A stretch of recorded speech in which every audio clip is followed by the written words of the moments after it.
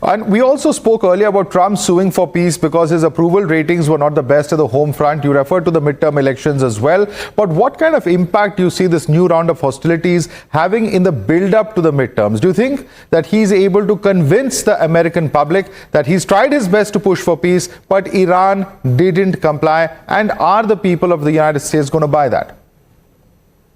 Well, I think Trump could make that case. I think he has failed to make it really since February the 28th when he announced the attacks. I think it would have been more responsible in the months preceding it to make the case why Iran had to be dealt with, not to talk about the specifics of the military operation, but to make the case that U.S. interest and really the interest of the world economy couldn't be held hostage by Iran's nuclear and terrorist threats.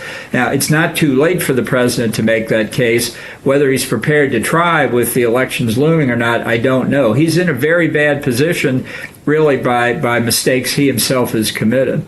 Right. And Mr. Bolton, do you see Trump revisiting his pivot towards Pakistan? Because I'm asking you this in context of this war and Pakistan's role in the mediation process. Was he too trusting of Pakistan's role? And what do you think his strategists should be telling him?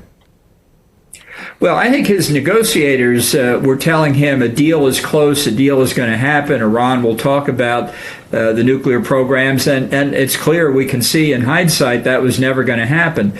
In part here, people should understand the role of the mediator is really is critical. The U.S. is not basically talking directly to Iran. It talks to the mediators talk to Iran talks to the mediators come back to the U.S.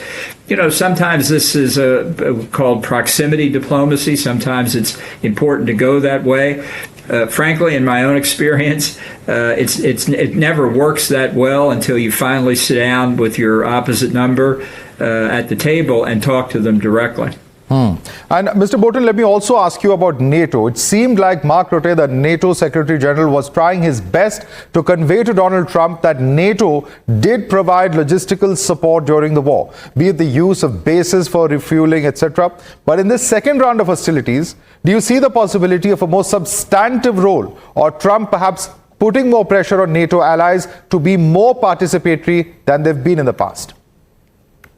Well, I think it's possible there will be greater participation by European members of NATO. The leaders at the summit did make critical remarks about Iran's performance under the MOU. I think there's increasing awareness in Europe that they do have a stake in this war. They're not bystanders. The NATO leaders just met in Turkey, a NATO member which has a border with Iran. So it's very proximate to their interest. I thought the summit overall turned out quite well, certainly from the perspective of Ukraine, and I think it could have implications for Iran too.